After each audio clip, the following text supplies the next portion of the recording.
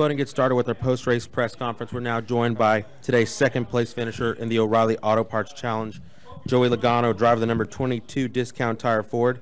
Tied a career best finish at Texas Motor Speedway with your finish today in second, your fifth top five finish here in the Nationwide Series. Joey, talk about your run this afternoon. We had a pretty good car.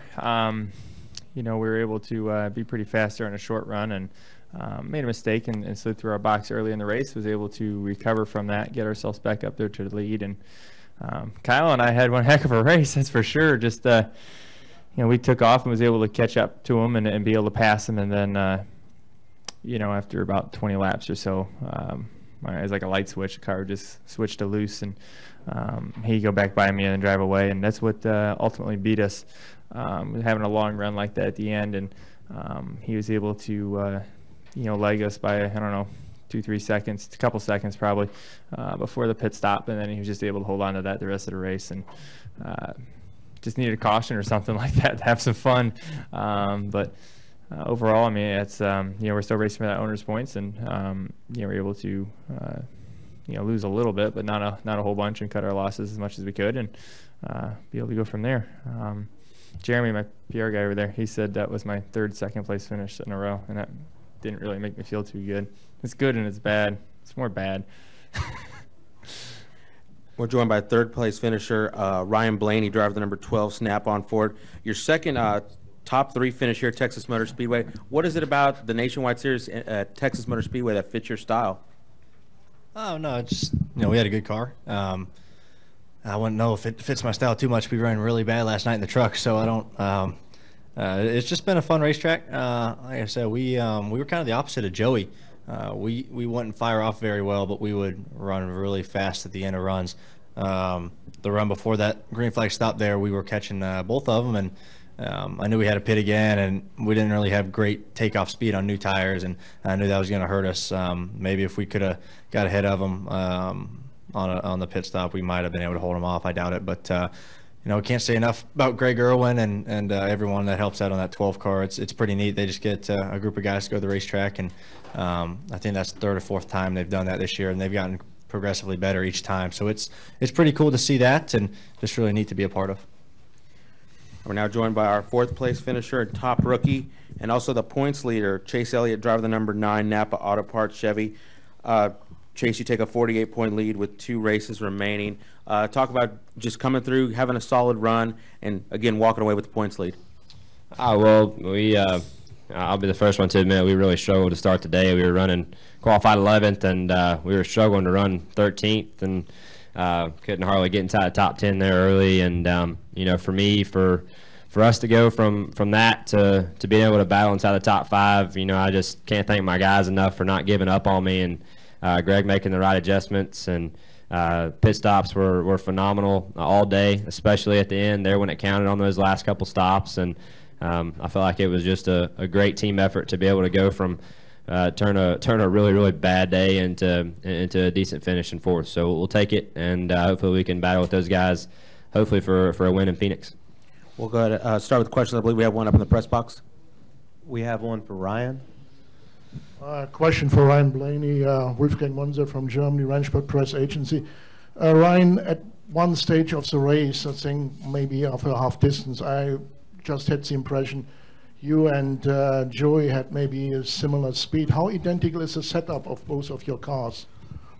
They were fairly similar. We had some things different, track bar, air pressure, all that stuff, which kind of would really show up, short run speed, long run speed. Just that kind of was a little bit different, but we were fairly similar, and came similar and tried some stuff, and might not have worked in practice, and I think we started the race fairly similar. I'm not sure how close, but we were pretty close.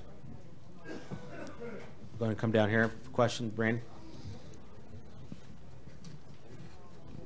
Brandon McCall with Abilene Reporter News. Chase, like Lou said, you're taking a 48-point lead into Phoenix next week. What would it mean to you to clinch your first championship on the national level, next week, and not have to worry about it at Homestead? That'd be phenomenal. It'd mean the world to me, and not just me, but our team and our sponsors, and Napa and everybody that makes it happen. So we're going to give our best shot to do so. You know, we'd still like to have another win or two before the year's out. So that's our main goal. And you know, the biggest thing about the points, I think, is keeping it as simple as knowing that you get the most points for finishing the highest up at the end of the day. So I think that's about as simple and as much as you need to worry about it. So we'll give it our best shot each week and hope for the best. And wherever it unfolds, it unfolds. Bob?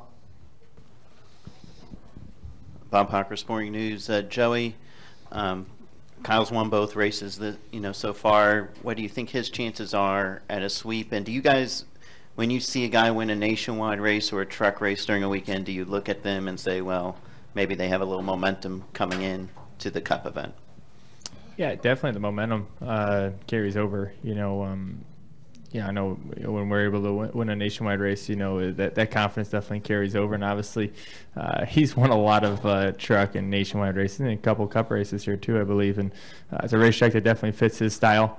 I feel like it's a racetrack that fits my style also. And he's got a fast car tomorrow. Yeah, I was able to kind of look at the times a little bit before we left, and I think we all see, at least the drivers understand how much a track changes from practice to the race. So you kind of take the lap chart as kind of take it with a grain of salt and maybe not live by the scoreboard on that one. But I think he's raced here enough to know what he has to do from practice to the race, and obviously he has. I didn't think he didn't have a super good speed in a nationwide practice, and obviously he was pretty good in the race today. So you can't count him out when you come to Texas. And obviously that momentum will carry over, but there's a lot of competition in the Cup Series that's going to be wanting to keep that from happening. Stan Creekmore with CompetitionPlus.com. Chase, you talked about the struggle at the start of the race, and I'm wondering how much of that was carried over from Friday's practice, and was it as much as you getting used to what the track was giving you as it was the team making changes? Well, there's no secret. We were struggling pretty much all weekend, and it showed in practice, it showed in qualifying, and showed for the first half of the race before we even thought about making any ground towards the front. So I think it was more of just the way we started the race and Greg having enough adjustment in the car to be able to go one way or the other and not being set in a certain way. I think that's one thing that he does a good job of.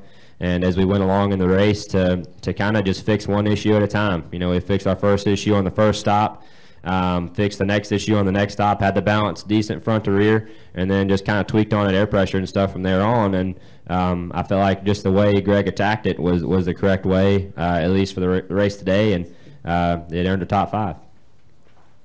Jerry. Jerry Fraley from the Dallas Morning News. Joe Gibbs, after the race, and referring to Kyle Busch, said if he sees anything ahead of him, he's after it. When you're leading him in a race, do you have a sense, though, that he's right there, just breathing down your neck, so to speak? Well, I'd hope so. That's the race.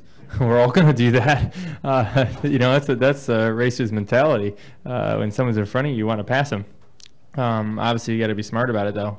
You can obviously overdrive your stuff and beat your stuff up, and obviously, when you come to a track like this, there's a lot of tire wear. You got to be able to, be a smart racer to win at this racetrack. I feel like, and but I think the natural instinct of a racer is to, kill mode, go out there and try to pass everybody, right? And that's what's natural. And I think you got to, obviously use your head a little bit when you come to tracks that have a little tire wear like this. Alan Cavan at NASCAR.com. Ryan and Joey, you can both weigh in on this, but as competitors, how impressive is it that a rookie is going to likely win the championship? And that's awesome. I actually grew up racing with Chase, raced late models with him, actually since we were 13 or 14, and it's been cool to be able to run late models, K&N cars, trucks last year, nationwide this year with him. It's been really neat to kind of see us grow, and him on the verge of his first championship, and that's really cool. I wish I was in that position too to win the truck one, but we're struggling on that side. But no, I like to see friends who you race with as you were kids. I like to see them succeed, and that's pretty neat, and that's really cool. So.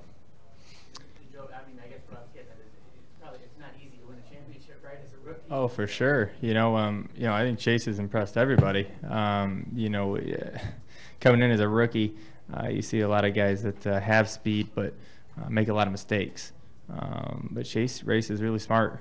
It's something that we all know we're going to be racing against him. I'll be racing against him the rest of my life. I know that much. And it's the first time I ever sat up here and been the oldest person here. It's kind of weird feeling to me, but it's really weird. I remember when I was 18 and I first started racing nationwide, and it is cool that he's been able to go out here and basically, I'm gonna say he hasn't won yet, but he's damn close to doing it, and I'm rooting for him. I like the younger wave coming into this sport. I think it's a good thing for everybody to be able to get that younger demographic back into sport. It's been a long time since a young wave of drivers have come into this sport, and it's cool to see a lot of the rookies come in and obviously having a lot of success. That's something neat to see. Chris Knight, GetchMess.com. Ryan, can you talk about running 13 races this year, 9 top 5s and 12 top 10s, and what this season has really meant to you running nationwide? Yeah, it's been a lot of fun being able to run, with the 22 bunch, Jeremy Bolins, and then doing these couple races with Greg Irwin and that 12 bunch. It's been really neat, and it's taught me a whole lot, and we've had good runs, and just really fortunate to be a part of it and go for that owner's title in the 22. It's been really cool to be a bigger part of it this year than I was last year. I only got 3 races in it last year, and Joey and Brad did the majority of it, and we had AJ do a couple. But it's been cool to kind of have the bulk of it this year and to be a part of it and be able to run the Nationwide Series a lot more. It's definitely meant a lot to me that Mr. Penske and everyone over there and Discount Tire will let me run that many races, and just definitely makes you feel good as a driver. I got Homestead in the 12 car again. So. Steve. Steve Richards, the PRN. Joey, real quick, a little off topic, but did you ever get your gun license so you could fire off the guns that you won here before? I did. That's a scary thought, isn't it? But I got my gun license. I actually picked them up in Charlotte for Charlotte weekend. I went to Bass Pro Shops and they had the guns there, and everyone was, it's race weekend, so there's fans everywhere through Bass Pro Shop. Apparently that's where everyone hangs out. If they're not at the racetrack, they go there. And that was good to know. And I'm picking up a couple of guns, and it's kind of funny because I didn't know how to use them. So I'm like, having the guy kind of teach me how to use them, and he's making fun of me and all. And so I got them.